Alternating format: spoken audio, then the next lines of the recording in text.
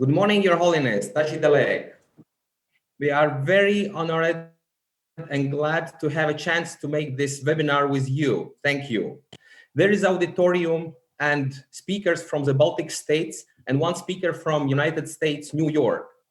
In today's capitalist-driven world where greed seems to dominate our society, and especially politics, we seem to be losing our principles of morality and ethics that derive from such ancient teachings as Buddhism and Christianity. Subject for our today webinar is Moral and Ethics, Today and Tomorrow. Please welcome Your Holiness.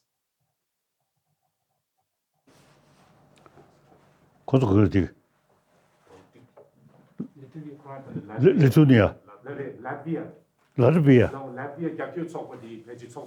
Right. Latvia.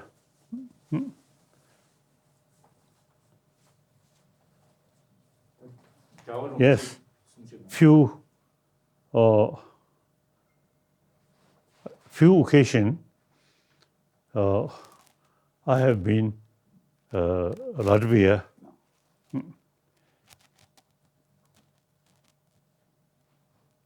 The reason I usually give some teaching, some Russian Buddhist mainly. And then in Delhi, after I give some teaching, some Russian, then one Russian approached to me. You see, there are number of Russian who want to get some teaching from you, but usually, you see, come to India, very expensive. So number of poor Russian, you see, cannot come. You see, that one Russian sort of expression to me, I very much moved. So then I tried to visit Latvia.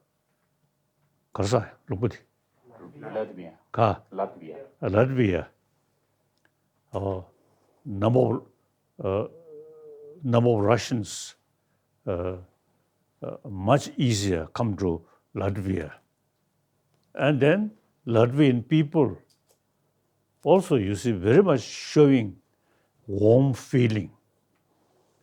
And concerned sort of officials also, you see, take care of me very well.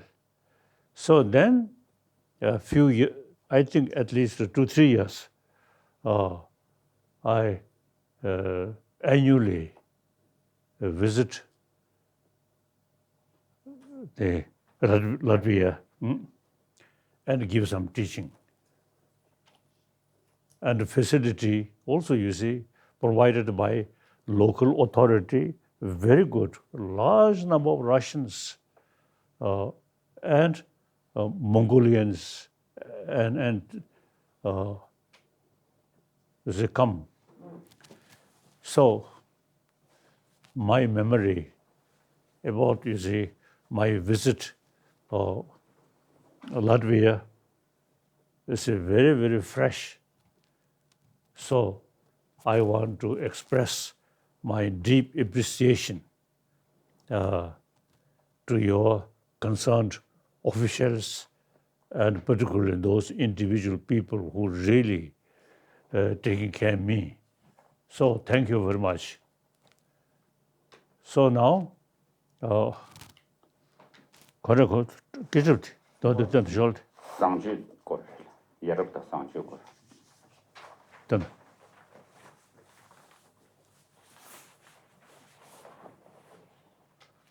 So now, topic, moral and ethics, today and tomorrow.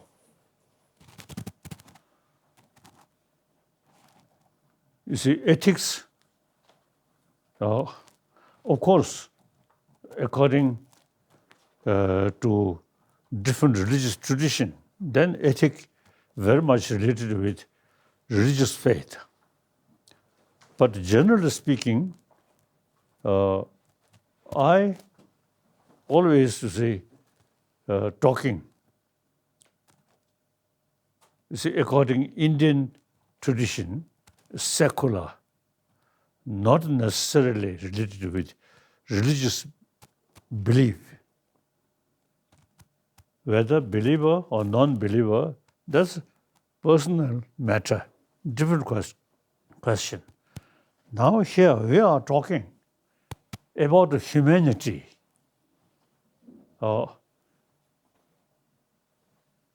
At practical level, now here on this planet, around 7 billion human beings. We are same human being. We have to live together on this planet. So now, sometimes in the past, you see several years, you see we human beings, you see too much involve violence, war, and a lot of money, time spent for making a weapon. That's unfortunate. We human beings, basically social animal. Now some scientists say social animal because their existence depends on their group. So by birth, social animal, also the sense of community, sense of group, always there. We human being also social animal. So from the childhood, you see, depend our own survival, our own happiness depend on people, the group, firstly family, then your own sort of group, like that. So now, that's basic nature. We have the sense of community or sense of also the friendship. From the childhood, we have. Now sometimes, you see, we see very nature of human being or also the sense of community become lessen. And then a small group, we and they, and then fight, killing.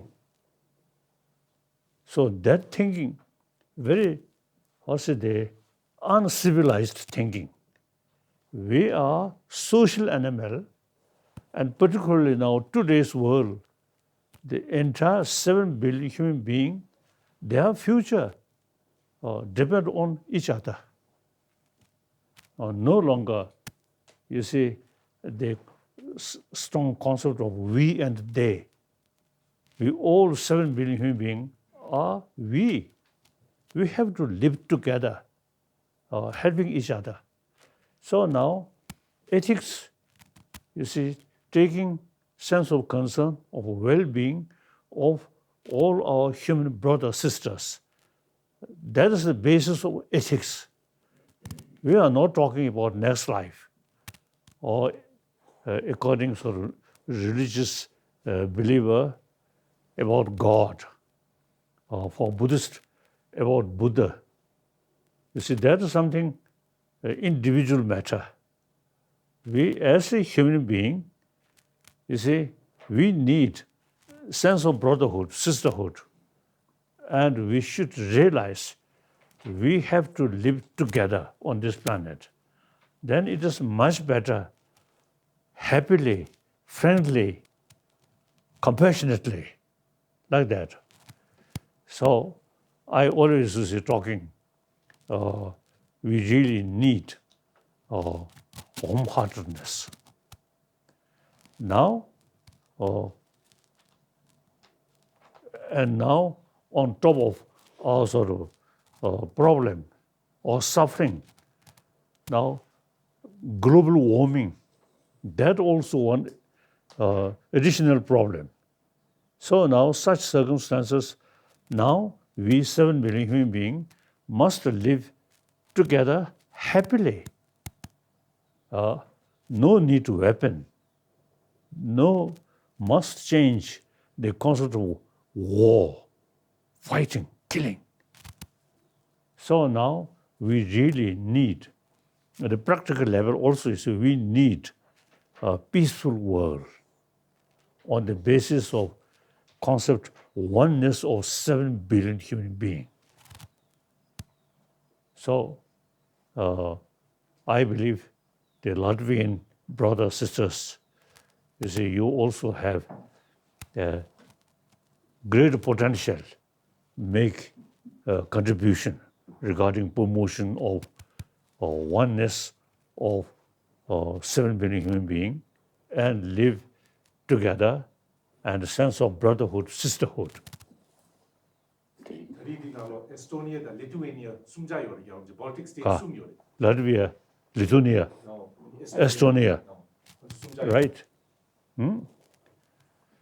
So I have been these 3 countries since, the childhood. I found, read pictorial books, and then there's a book about Second World War. I look, and then Baltic states, 3 Baltic states,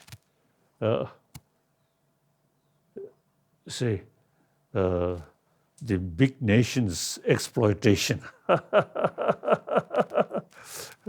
So then later I have the opportunity to visit.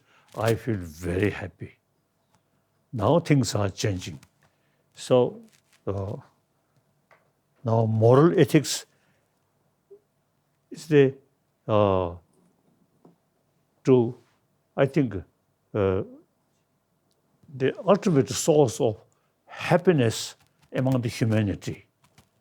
And I emphasize we need sense of oneness of 7 billion human beings. We have to live together on this planet. Now, concept of war is outdated. Making weapon, outdated. Waste of money, like that.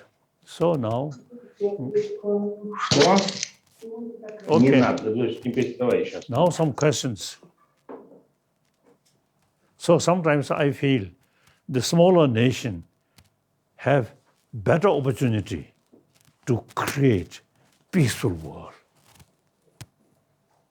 Okay. Now some questions, yes? Thank you, Your Holiness. Now question comes from Lithuania, Member of Parliament, Mr. Andrius Navickas. Welcome. My question is, what is the biggest lesson and gift of a pandemic to His Holiness himself? Thank you. Now, this illness is a number of people suffer. So I'm one of the human beings. So when my human brothers, sisters suffer because of this illness, I feel much concerned. And in the meantime, during this period, number of nurses or doctors really dedicated or helping humanity. So I really admire. I'm a Buddhist monk.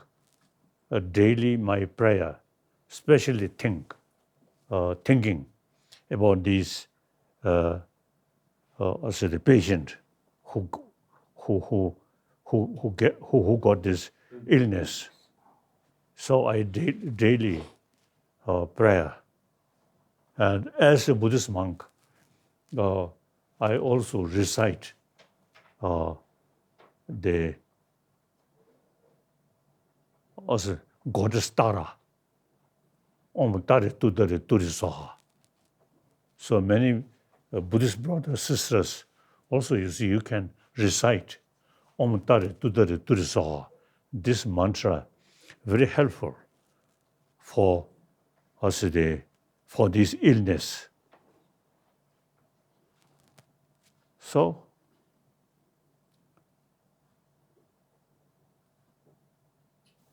next question comes from Latvia, Member of Parliament, Deputy Minister of Education and Science, Mr. Reinis Znotiņš. Please welcome. Your Holiness, I have invested a lot of time thinking about how to unlock the human potential through education. Too many people in our society learn one profession and then stop growing, stop educating, stop developing new skills, especially in older age. However, changing world we live in do require to learn more things, new things. Sometimes it requires to forget what we have learned and learn again. This is especially important in 21st century. Your Holiness, my question is, how to inspire more people in society to lifelong learning and self-development? now education, or since we human being, we have this special brain. So education, very important. So our emotion, as like other animals, same, or the feeling of I, and I want happiness. And any sort of, including human being who create some problem, we consider enemy. That's by nature. Now, use human brain. As I mentioned earlier, entire human being have to live together. So now, no longer relevant, too much thinking, we and they. So now education is key factor. Now in education, we should talk. You should talk more about these basic human value. So in the past, in education also you see talking about my nation, their nation. That I think that thinking is outdated. Now we must think, we human being, entire human being, we have to live together. So through education, we can develop the sense of oneness of 7 billion human beings, and we have to live together. And you see, now here education, modern education mainly oriented about material value. Now here, the Indian ancient education about brain, about mind, and over 3,000 years, India have the tradition, ahimsa, non-violence, and then karuna, compassion. Now these two things now should include in modern education sort of subject. Not talking about religious thing. Simply, now scientists, my mind, very much scientific minded person, because I study Nalanda tradition. The Buddhist Nalanda tradition always use reason, not belief. Buddha himself, you see, made it clear, oh, my follower should not accept my teaching out of faith, but rather thorough investigation and experiment. That's a very scientific way. So therefore, I have very close sort of connection with scientists. Now, more and more scientists now thinking about mental health, peaceful mind, not as a religion, but as a part of a question of our health, or physical health, very much related with mental health. Peace of mind automatically, you see, carry peaceful life. So, in order to transform our mind, more peaceful mind, the education very, very, very important. But not talking about God, about Buddha, simply how to build happy humanity, compassionate humanity. These days, I'm sort of talking the physical hygiene, important, but more important, emotional hygiene or mental hygiene, like that. So, education, very important. Now, in education field, should include education about our mind, about our emotion, and how to give peaceful mind. So that's I usually call mental health. That I think modern education, something lacking. Okay. On scientific basis, some education about how to develop peace of mind. Okay. 다.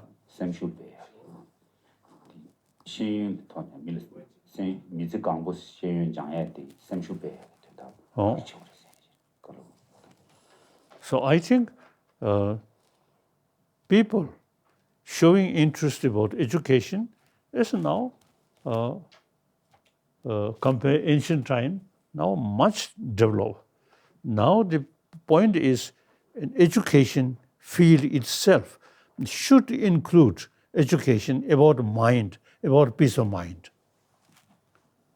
For that, education about human emotion, how to take care about our emotion. So that's a Nalanda tradition is the, I think best material, a very detailed explanation about our mind, and then including our emotion, then how to tackle these destructive emotion. So our modern education field should pay more attention about how to develop peace of mind, not through prayer, but to use human intelligence or human awareness. Okay. Thank you, Your Holiness. Next question from ex-member of Parliament of Latvia and also chairman of Tibet Support Group in the Parliament, Riga City Council member, Mr. Dāvis Stalts. Please welcome. Your Holiness, it is a great honor to meet you and to ask you a question. Also, I'm sending you greetings from the smallest nation of Europe called Livonians, still living in Latvia. So my question is, why so often mankind chooses cowardice and hope that somebody else will solve their problems, then stand for a light against darkness themselves, especially in politics, where the lust of money and power is dominant? Thank you. Now, till I think recent, you see, the political power, military power is something dominant. Now that gradually now changing. So I think the now democracy,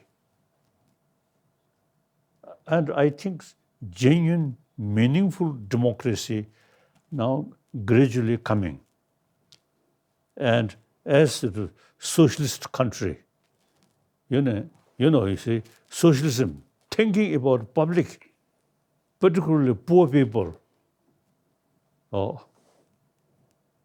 If socialism just take name and real or taking care about power, not that kind of socialism, but genuine socialism, taking care about people, particularly the poorer section of people, and try to reduce gap rich and poor. So now I feel today's world compare past century. I think things are, improving. In the past, power considered something very important. Now gradually changing. So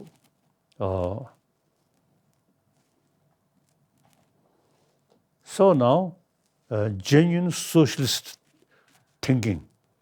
So you yourself taking full care, not sort of waiting some kind of order. No, everybody work together and think also the well-being of all people, and especially poorer section of people work together. Now we really need genuine socialism based on moral ethics. Yes, I think really now need. I feel that way. Okay. Thank you, Your Holiness. Next question from member of Riga City Council, Mr. Walters Berg. Please welcome. Hello, my questions. But do you value more the intelligence of emotions or the mind?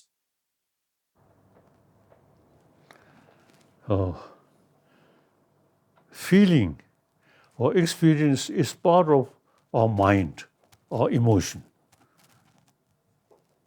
So, as I mentioned earlier, according to the Nalanda tradition, very detailed explanation about main mind and what called, I think, something like sub-mind. So there are very detailed explanation. So feeling is part of mind. Mind is the general name, and then within the mind there are so many, you see, different kind of minor, or say mind, including experience, and also wisdom, part of our mind. So now it is important, you see, to study, to get some lesson, not as a religious matter, but simply knowledge about our inner world. So there are some good books. Here in India, some Tibetan school now already started to study, you see, about mind, about sub-mind, or these things. So that not as a religious subject, simply, or say, knowledge. And secondly, you see, with fuller knowledge about the system of mind, emotion, then we have more ability to tackle destructive emotion and increase constructive emotion. Not talking about as a religion, simply how to become peaceful or calm mind person. Okay. Okay. Thank you, Your Holiness. Next question from representative of the Latvian Buddhist community, Mr. Helmuts Ansants. Please welcome.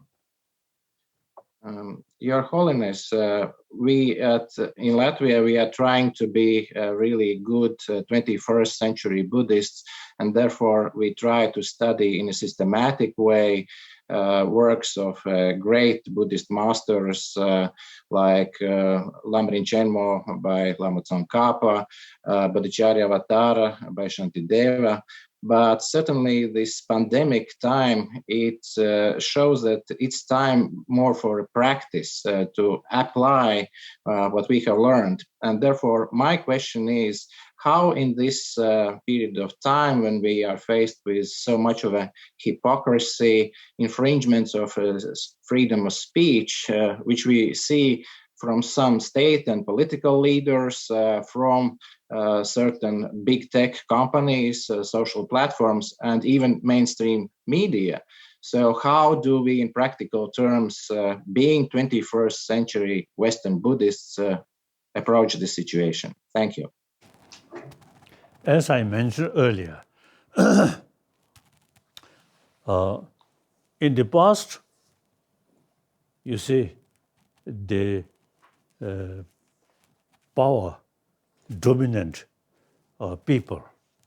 Now that gradually now diminishing. So it's truly now become we individual human being as your own master. As Buddha says, you are your own master. So we should utilize all your own power, not depend on other sort of order or propaganda. Simply use your own wisdom, your own mind, thinking. For that, more study. So these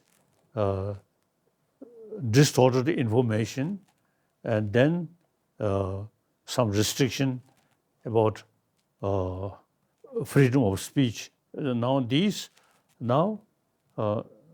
gradually now changing. So public education, through education, more knowledge, then you see, as I mentioned earlier, we really now create democratic socialist the community. So now I feel I'm now quite old person. Now I know I noticed First World War, Second World War, like that, and I have sort of contact a lot of sort of the different friend or different field, including science. So overall, things are changing better because basically education much important. Then you see the information. Now today, someone you say want something to telling or to do something different, but the televisions or personal mobiles. So now you see everywhere. You see the source of information.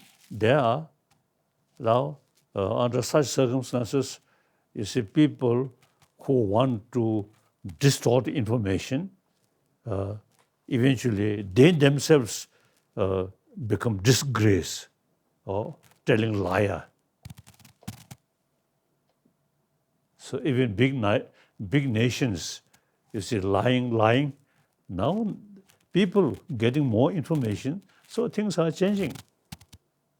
I feel within my lifetime, I think because of education because of information and wider sort of contact with each other. So I think things are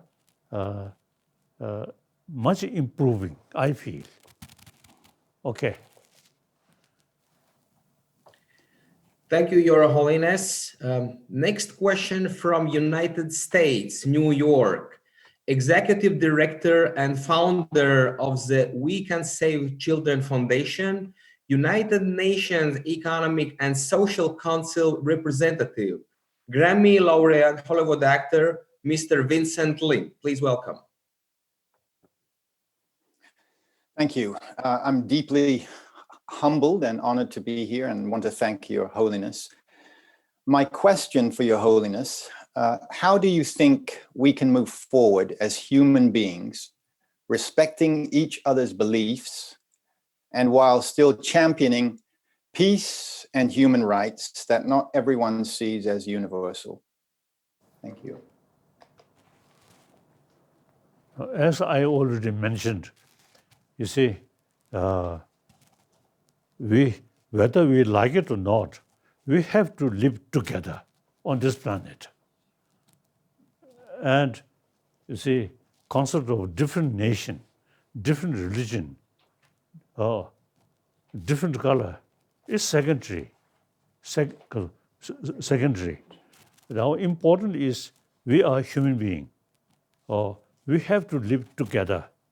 So that's the reality. Then now here, the gap rich and poor, this also very, very unfortunate. We have to think, we have to work, reduce this gap rich and poor. Economically, poor people automatically less opportunity study or doing something. So as I mentioned earlier, socialism is, I think, wonderful. Now, meantime, socialism based on moral principle.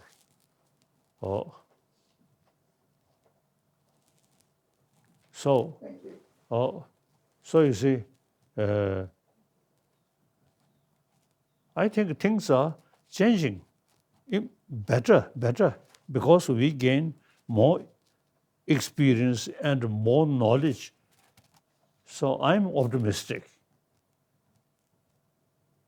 So still, you see, I feel, as I mentioned earlier, education, our younger generation, our student, you see, they should get right information, realistic information, and build a sense of oneness of 7 billion human beings.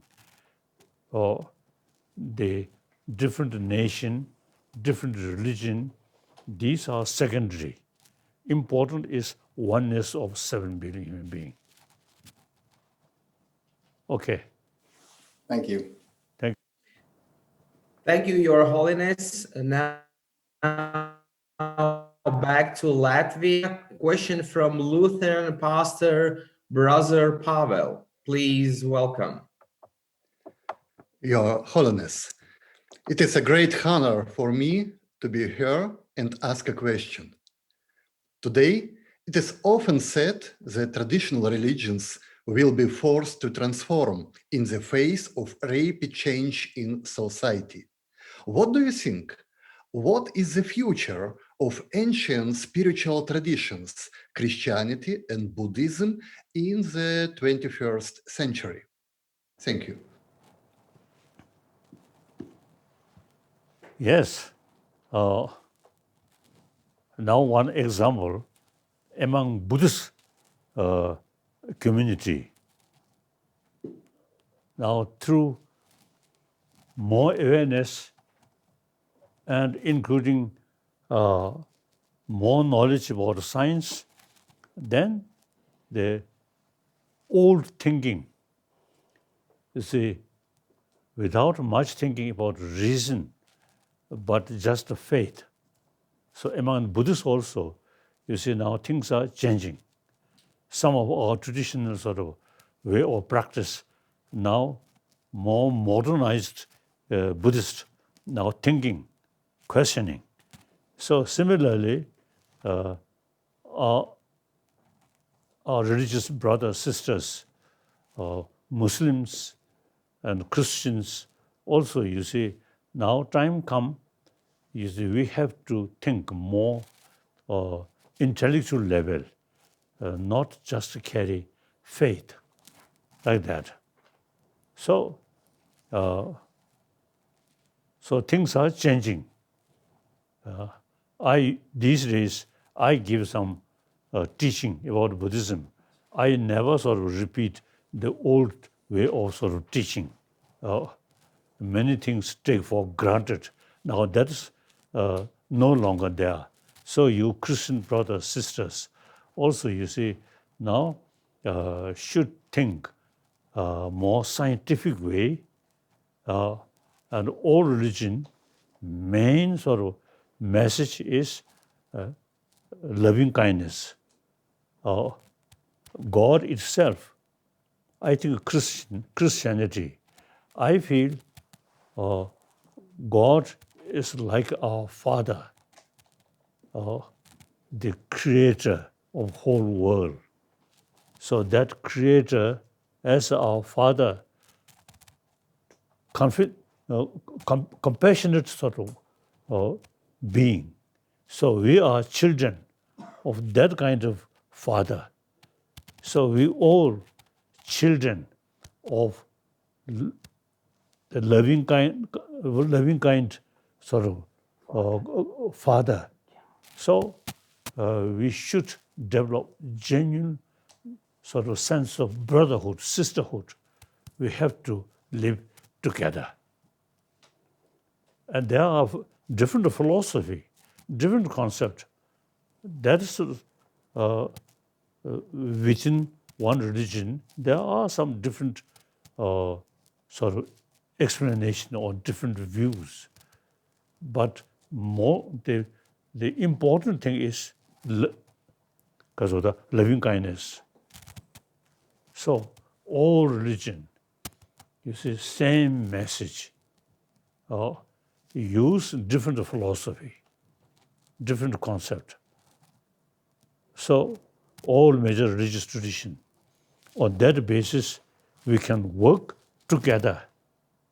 In the philosophical field, there are differences, but all carry message of loving kindness, same. And Christian brothers, sisters, you see, your life, contentment.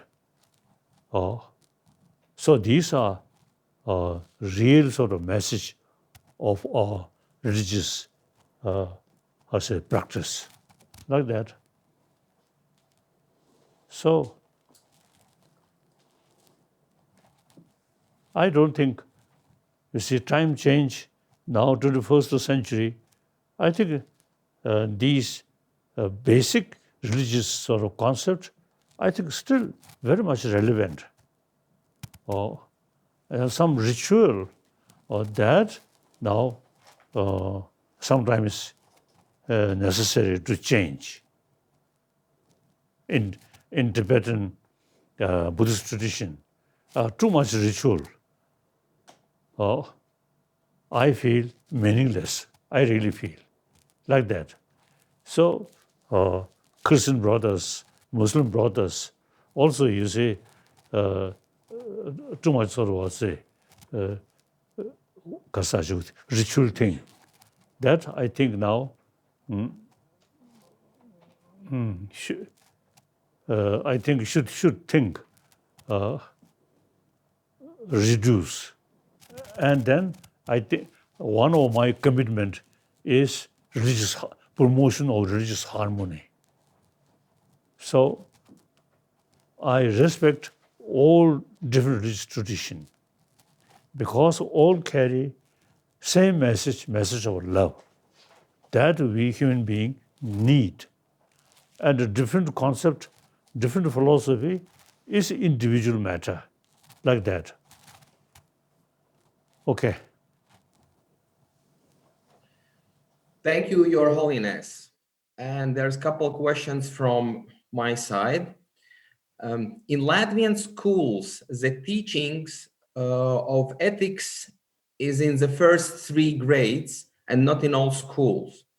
In today's stressful time, when morality and ethics have to contend with hypocrisy, how important would it be for children to lay the foundations of ethics in every school and by the end of it?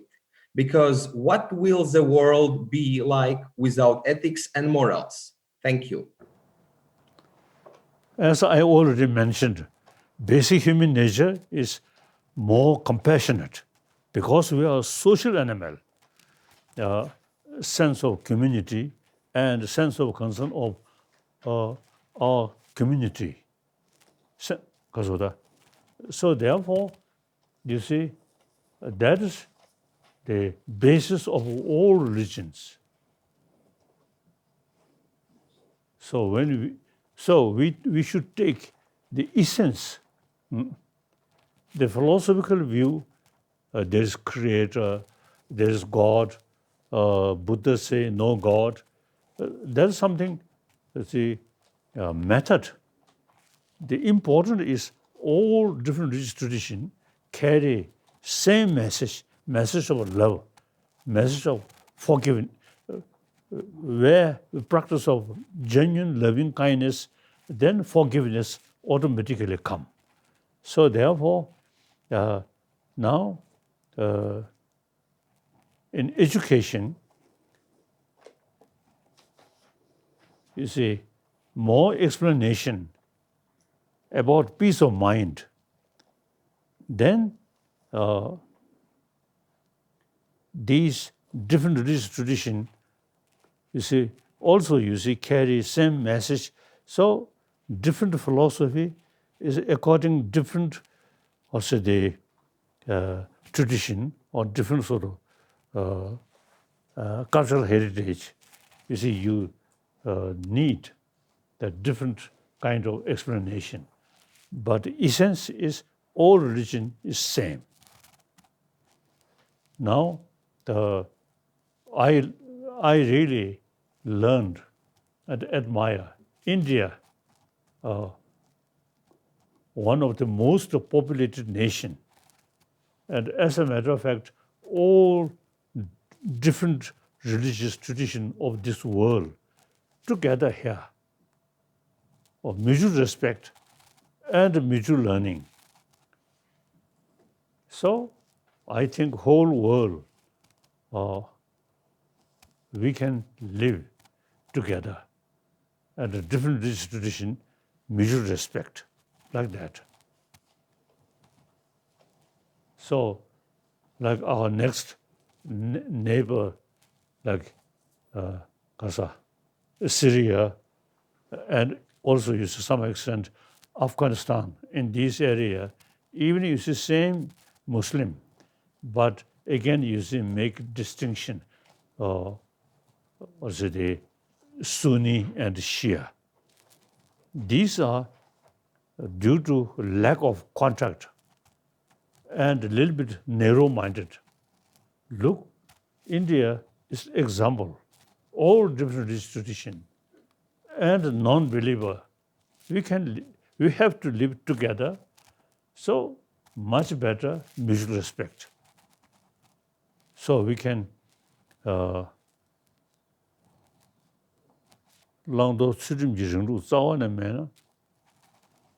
so the more compassionate work is the basis of all religious message. So without that, humanity will never be happy community. So sense of brotherhood, sisterhood on the basis of as a kind heart, not as a religious matter, but in order to be a happy person, happy community, happy family. So these are basic value. So these are, we can propagate or improve through education. Okay. Thank you, Your Holiness. Next question is how to distinguish between what is at your capacity to change and accept the things that are not.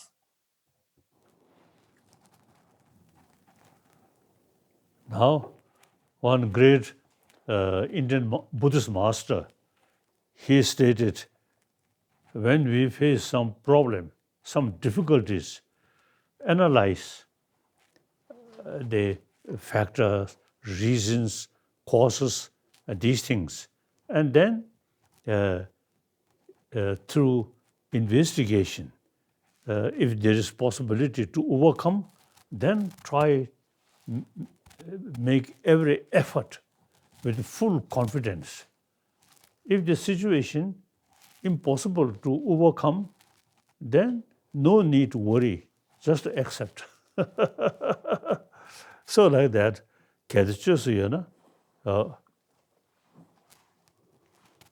so suffering, for example, suffering or something, if there's a way to overcome, then you must make effort. If there's no way to overcome, then you should accept. Okay.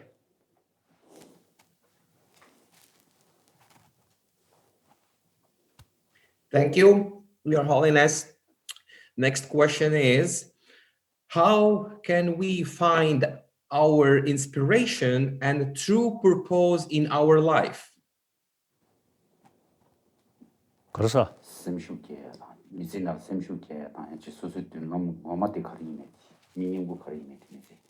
as I mentioned earlier, I believe basic human nature is good thing, more compassionate, because we are a social animal. So our first experience, as soon as we're born, mother sort of taking care is our real sort of first experience. So our life started with mother's compassion. So therefore, and then now, according to our scientific sort of research, scientific sort of view, peace of mind is, you see, key factor for healthy, healthy body. So through education, we can teach people you should have warm-heartedness. Religious belief is a personal matter.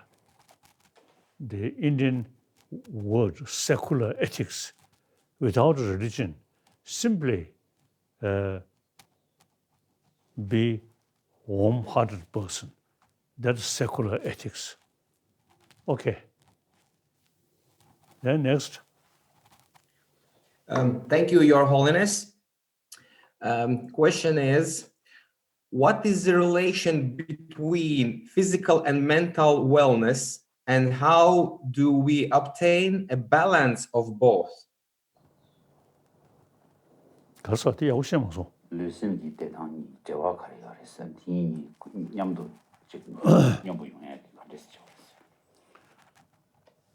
Now, I have some great scholar about brain. Some extent, you see, those brain specialists, you see, can explain. But at the same time, there is something which affects our brain. That's what we call mind or emotion. So now we have to deal about mind. So now peace of mind is very important. So now here we should know what emotion which mainly destroyer of our peace of mind is anger, with a too much self-centered attitude, selfish, or then fear. These things happen. So the basis of peace of mind is more compassionate. So now for that, more altruism. As I already mentioned, now idea of socialism very much based on altruism. If not so political or some other power matter, simply, honestly, socialist sort of the system. Think about well-being of all human beings, particularly working class people and poor people. So the more think, so the well-being of other well-being, then automatically you get more inner peace, inner strength. With that concept, wherever you go, just met another human being as a human being, as my brother, as my sister. If I too much emphasis what is their religion, what is their nationality, what is their economic condition, then a lot of complications.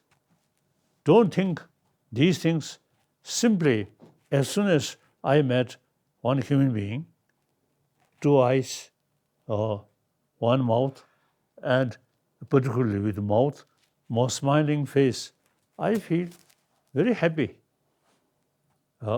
I never think what is their religion, what is their nationality, what is their social status, these things. So the concept of oneness of human being is very important. And then basic human nature is more compassionate. Our life, as I mentioned earlier, starts as soon as we're born, taken care by someone else.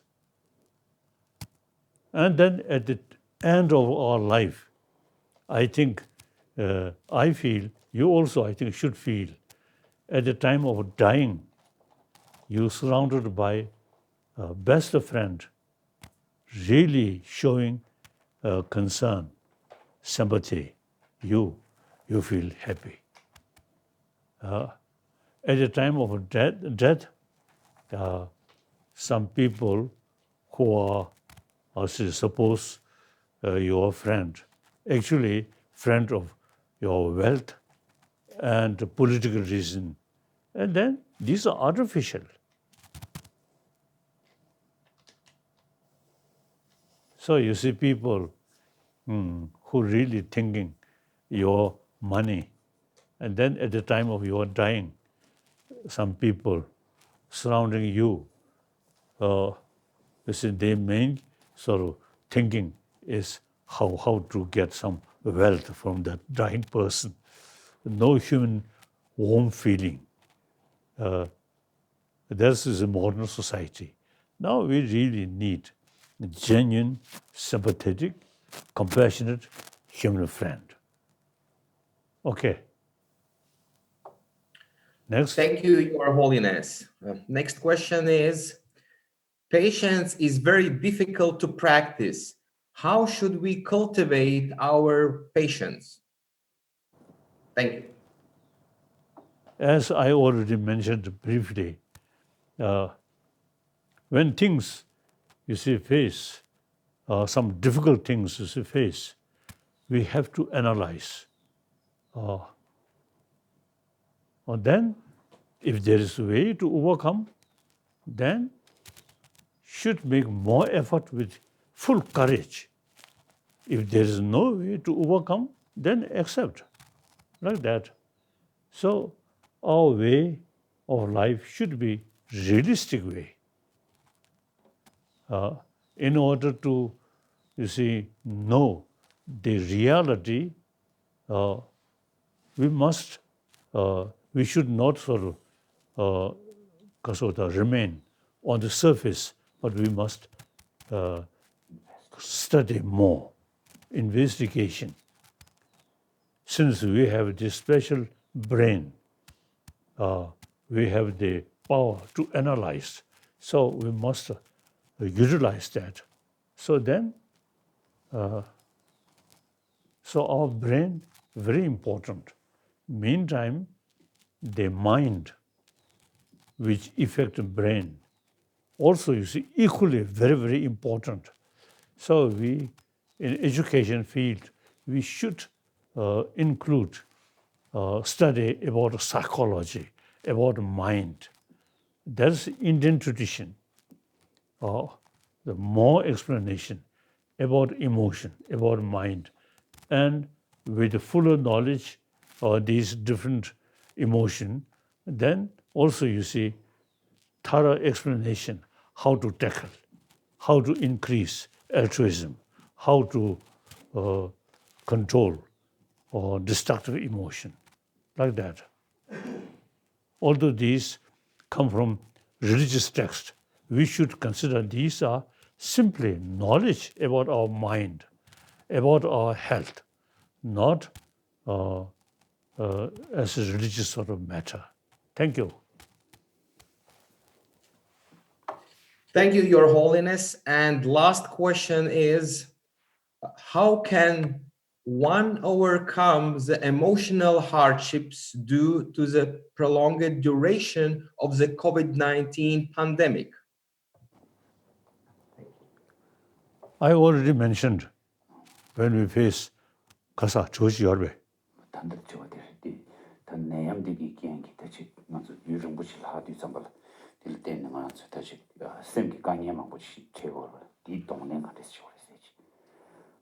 As already I mentioned, you see, when some difficult, including illness, come, analyze whether there is a way to overcome, then make work hard, with full confidence. If there is no way to overcome, then don't worry, accept the reality. So now we have to utilize human intelligence, and also you see we need more information, like Kasa, through the mobile, through mobiles or these things. You see, something happened. You don't remain just to worry. No. Investigation, and listen. You see, different advice. Thoroughly investigate. Our brain fully utilize. Then no way to overcome. Then accept.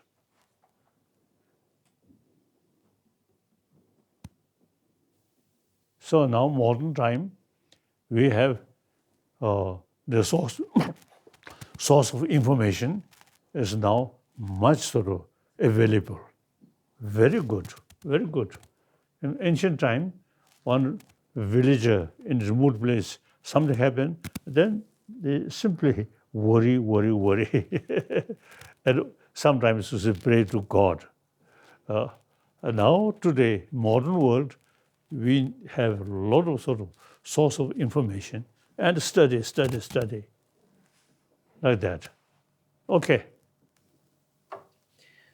Thank you, Your Holiness. And finally, Member of Parliament and Chairman of Tibet Support Group in the Parliament of Latvia, Mr. Uldis Budritis, with vote of thanks. Please welcome Mr. Budritis. Yes, thank you, Your Holiness. It's truly a great honor, and I'm truly humbled. I think on behalf of everyone here, I can thank you for today. I think this meeting is about spreading a message of hope, a message of tranquility, compassion, as you said, and peace, and friendship. Even though we are on the other side of the globe, we can celebrate this. As chair of the Latvian Parliament's Friendship Group for Tibet, and I think on behalf of my Baltic colleagues and everyone here, I would want to state that you have friends here, Tibetans have friends here, and we understand the struggle by which Tibetans have to live day by day. We had the same situation years ago, as you know, and you mentioned briefly earlier. This means being stripped away from the fundamental freedoms that we somehow take for granted on an everyday basis. I would want to tell that on a political level, we support the need for a dialogue in a sense that the peoples of Tibet get their constitutional right of true, and in this sense, I mean true autonomy. But we received your message, we hear you, we learn from you, and as you see us here, we stand one and united in favor and in support of freedoms and mindfulness, and especially your teachings. So thank you again very much for this meeting and the opportunity, and thank you for educating and for sounding the bells of freedom and peace to everyone, and all in all making the world a better place day by day. And lastly, I hope that one day, the day will come that we will be able to strengthen this friendship on the grounds of free Tibet. Thank you very much, Your Holiness. I'm truly honored and humbled. Thank you. Thank you. I very much appreciate you really showing your sense of concern about Tibet. Thank you very much. Thank you, Now- Your Holiness, for your time. Now, you see the political matter about, I think 10 years, I completely retired.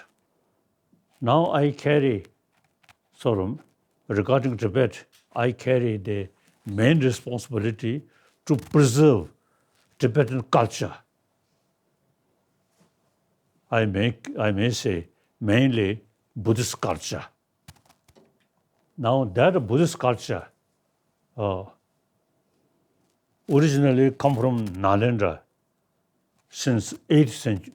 I think since 7th century, the Tibetan emperor, you see, very close link with Chinese emperor and marry with Chinese princess. But sometimes I sort of have joke. You see, the 7th century's Tibetan king, he married with Chinese princess. So naturally, he, I think, enjoy Chinese food. But when he saw Chinese letter, he felt too complicated. So he decided to create our own letter, alphabet, or copy from Indian Devanagari, or say the script. So he very independent mind. So he developed our own language with script. Then 8th century, Tibetan king, you see, judging Chinese Buddhism and then different sort of Buddhist tradition. And he found Nalanda tradition is best. So he invited one, at that time, the top, was the most scholar, Shanda Rakshita. great logician, great philosopher, he invited. And he introduced Buddhism in Tibet. He mentioned, since you have your own language, your own script, so now instead of study Sanskrit or Pali, now should translate these great Buddhist teaching, Buddhist teaching, and Narendra sort of teachers sort of writing, should translate into Tibetan. As his sort of effort, his guidance. Now, since then, we already have about 100 volumes of Buddha's own word, all translated into Tibetan. Then about 200 volumes translated from Indian Nalanda masters like Nagarjuna, Arya Asanga, and then on a special significance, the Chandra Rakshita himself, great logician. So we translate very important logical text of logic. In Chinese Buddhist text, they not much pay attention about logic. So only available in Tibetan language. So like Dignac and the Dharmakirti, now these, they are sort of logical texts, all available in Tibetan. So I myself, since childhood, I learned the logical approach. We always see like debate. The system of debate is when we start some topic and we always want to something wrong answer from them, then we feel very happy to debate. If the answer person who give the answer is always something right thing, then you have no opportunity much sort of debate like that. So therefore, I think now today's world, among the Buddhist country, our knowledge much based on logical approach. So our knowledge, most profound Buddhist tradition. So my main concern is, it is not only has a Tibetan sort of value, it is a value of humanity. We should preserve this knowledge. Then, and for study these things, Tibetan language is best language to describe these things. The Pali tradition, they mostly, you see, Buddha's teaching. So usually you see everything Buddha says yes, Buddha say yes. That's Pali tradition. Nalanda tradition, even Buddha's own sort of word, we raise question, why Buddha said that? Then investigate. If through investigation, if we find some contradiction, then we have right to reject Buddha's own word. Like the Nalanda master, like Nagarjuna, this is a number of Buddha's own teaching, raise question and reject. So our tradition, like that, always you see important the logical approach. So that now I feel, you see, the logical approach is something very important. I may share with you. Sometimes I jokingly telling some my Buddhist friend from Thailand, from Burma. Sometimes, since we know very well each other, so I have deep respect these monk from Pali tradition. Sometimes I jokingly telling them, you are Buddhist monk, Buddha student, wonderful, but you not use logical approach. So always say, oh, Buddha said that, Buddha said that. But Nalendra, our tradition, logical approach. So you see, you have no teeth.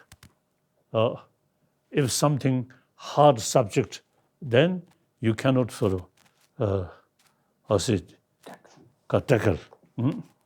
Since we have the study of logical approach, so we have teeth. Hard subject come.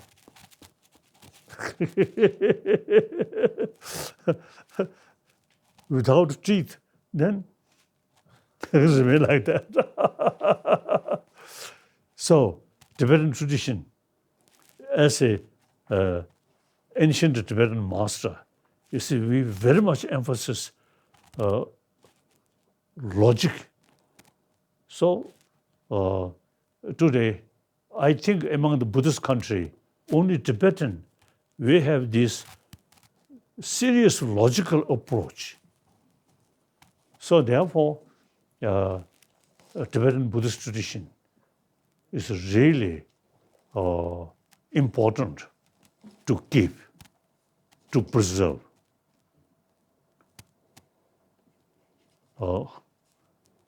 And then for that, as I mentioned earlier, Tibetan language is the best language to explain these things. So my commitment is preservation of Tibetan language, Tibetan Buddhist knowledge, except including Buddhist logic, very important. Then another, my commitment regarding Tibet is ecology. Tibet, the source of water, at least Asia, most of river which cover China, Vietnam, and India, you see these major river, they ultimately come from Tibet. So Tibetan ecology is very important. That's one my commitment. So there are some Chinese company, too much exploitation, nature resources, without much concern about ecology. I publicly criticize that. And even you see one former Chinese Prime Minister, Zhou Rongqing, he also, you see, give order, some Tibetan area, or forest area, should stop cutting forest. So we should pay serious attention about preservation of Tibetan ecology. These are my commitment. Then regarding the political matter, we are not seeking independence or separation. We, look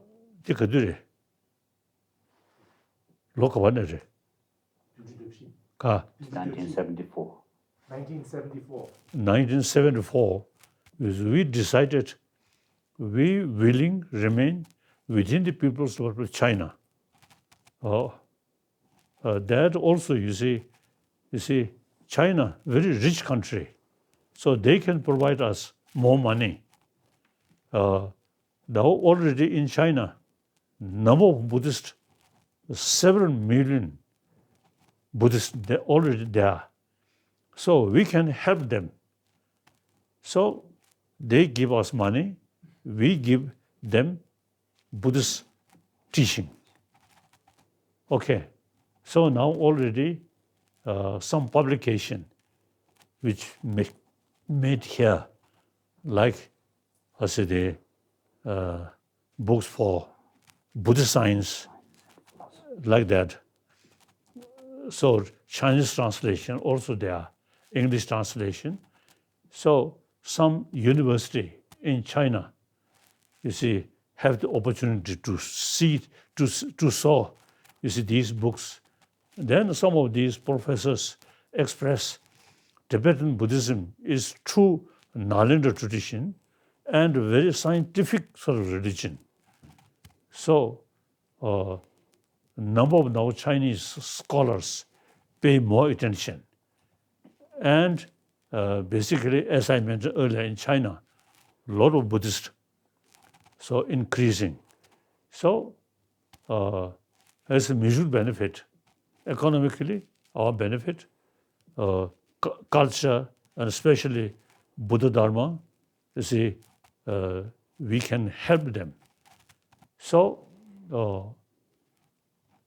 we decided we remain part of People's Republic of China. Meanwhile, I always say, we need meaningful autonomy. They just, sometimes you see some narrow-minded Chinese communist authority. They even try to eliminate Tibetan language.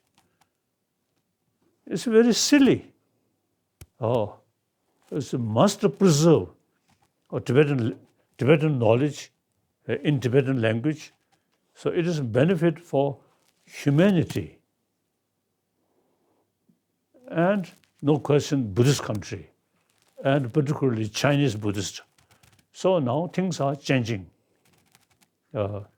China itself, the authoritarian, too tight authoritarian system, now gradually now changing. Sometimes I sort of express Chinese communist authoritarian system, and we Tibetan Buddhist tradition, long run Buddhist tradition will remain, authoritarian system will go. Like that. So therefore, regarding Tibet, I have full sort of hope. Okay. So Tibetan culture and Tibetan Buddhist knowledge, and with that, Tibetan language and Tibetan ecology, these are my commitment. So, number of people, lot of Latvian friend, really showing interest in these things. I very much appreciate. Thank you. Bye-bye. Thank you, Your Holiness, for your time. Thanks everybody here and His Holiness London office for support this webinar and technical support from His Holiness office in Dharamsala. We all hope to see you soon in physical life, not only virtual. Thank you again. Thank you, thank you, thank you.